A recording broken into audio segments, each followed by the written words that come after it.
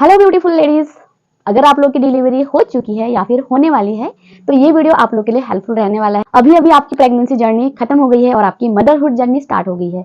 तो motherhood journey ना काफी ज्यादा स्ट्रेसफुल होता है। इस पे आपके हार्मोनल चेंजेस होते हैं, थकावट होता है, चिड़चिड़ापन होता है, लड़ाई होते हैं, झगड़े होते हैं, काफी ज्यादा आपको बेचैनी होती है इस टाइम पर, क्योंकि अभी अभी अभी आप लोग एक नए बेबी को डिलीवर करके आए हो, जो इस दुनिया में, जिसके लिए ये दुनिया पूरा नया है। बेबी को आपकी जरूरत है, हर टाइम आपकी जरूरत है।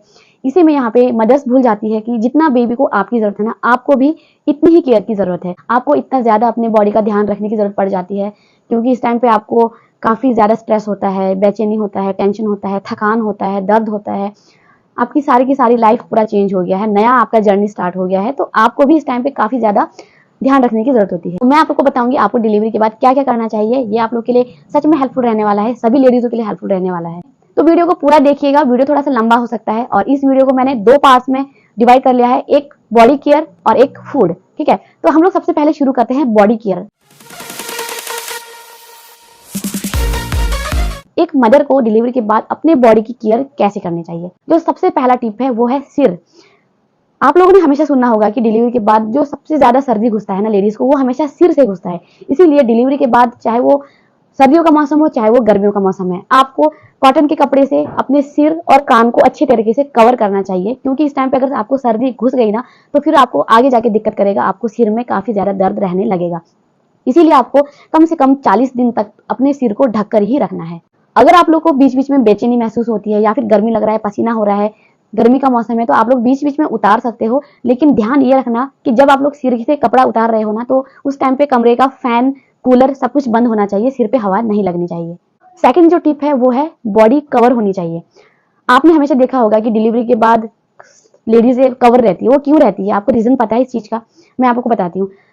हाथ पैर, स्पेशली पैर, हाथ, सिर, कान, कमर, मतलब आपको ना पूरी बॉडी को कवर करके रखना चाहिए। आपकी बॉडी में ना काफी ज्यादा हार्मोनल चेंजेस इस टाइम पे हो गए हैं, तो आपको ना अपने बॉडी को हमेशा कवर करके रखना चाहिए। क्योंकि इस टाइम पे आपका बॉडी नाजुक हो गया है। आपने अभी अभी अपने बच्चे को डिलीवर किया है, वो किसी दर्द से कम नहीं है। इस टाइम पे जो पेन होता है ना, वो एक लेडीज ही जान सकती है। इसलिए आपको अपने पैरों में हमेशा सॉक्स पहने रहना है, अपनी बॉडी को अच्छे से कवर करके रखना है। नेक्स्ट जो टिप है वो है सप्लीमेंट। आप लोग जैसे डिलीवरी हो जाती है आप लोगों की हॉस्पिटल से, आप लोग सोचते हो कि कब हम लोग घर पे जाएं, हम लोग घर पे जाएंगे थोड़ा सा आराम मिलेगा। तो डॉक्टर्स भी यही सोचते हैं कि चलो डिलीवरी हो गई है, अब हम लोग भी अपने घर जाएं। तो सभी जो है ना इस टाइम पे जल्दबाजी में होते हैं या फिर एक्साइटेड होते हैं, हम कुछ भी कह सकते हैं। लेकिन इस टाइम पे आपको ना ध्यान रखना है कि आपको आयरन और कैल्शियम जरूर अपने साथ लेकर आना है हॉस्पिटल से। जब आप लोग आओ, आपको 6 महीने तक आयरन और कैल्शियम खाते ही रहना है, क्योंकि आपको इस टाइम पे बच्चे को फीड करवाना है। तो बच्चे को जो भी फीड होता है ना, वो लेडीज के खून से ही बनता है। कैल्शियम बच्चे के दूध में आपकी हड्डियों से ही जाता है। तो इसलिए आपको इस टाइम पे 6 महीने तक आयरन और कैल्शियम जरूर खाना है। अगर आपको बहुत ज्यादा कमजोरी महसूस हो रही है, बहुत ज्यादा आपका बॉडी कमजोर है, डॉक्टर से आपको खुद बता देंगे, कई बार आप लोग को मल्टीविटामिन भी खाने की जरूरत पड़ सकती है। नेक्स्ट टिप है टीवी और मोबाइल। डिलीवरी के बाद आपको कम से कम 15 से 20, मैं 40 दिन इसीलिए कह रही हूँ क्योंकि ये जो 40 दिन होते हैं ना, ये लेडीज के लिए काफी नाजुक वाले दिन होते हैं। तो 40 दिन आपको बहुत ज्यादा ध्यान रखने की जरूरत होती है। तो 40 दिन तक तो आपको टीवी या फिर मोबाइल जितना हो सके कम देखना है। इस टाइम पर मदर क्या है ना, कि जब बच्चा सो जाए, थोड़ा सा फ्रस्ट्रेशन दूर करने के लिए मोबाइल आप लोग देख लेते हो। आप लोग देखिए, पर थोड़ा कम यूज करो, क्योंकि इससे क्या होता है ना कि आपकी आंखें खराब हो सकती है, आंखें वीक हो सकती है। ये आपको अभी पता नहीं चलेगा, जैसे ही आपकी एज बढ़ती जाएगी ना, ये सारी दिक्कतें आपको दिखने लग जाएगी। नेक्स्ट जो टिप है वो है एक्टिव रहो।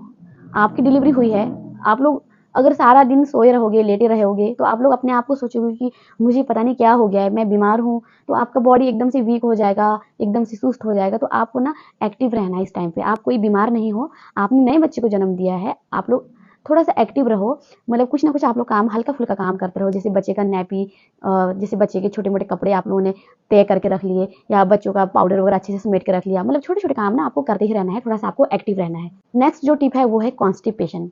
डिलीवरी के बाद ना अक्सर लेडीजों को कॉन्स्टिपेशन हो जाता है। अगर आप लोग को कॉन्स्टिपेशन की दिक्कत हो जाती है ना, तो ये आपके टांगों में दिक्कत कर सकता है।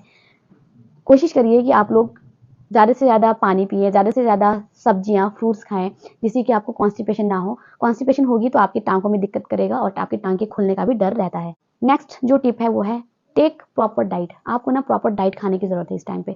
आपको बच्चे को फीडिंग कराना है, आपका बॉडी पहले से ही वीक है, इसीलिए आपको प्रॉपर डाइट खाना है। आप लोग दलिया खाओ, ओट्स खाओ, मूंग दाल की खिचड़ी खाओ, आप लोग ड्राई फ्रूट्स अपने खाने में इंक्लूड करो। प्रॉपर डाइट आपको इस टाइम पे खाने की जरूरत पड़ती है। आई होप आप लोग को ये सब चीज क्लियर हो गया होगा कि आपको डिलीवरी के बाद अपना ध्यान कैसे रखना है।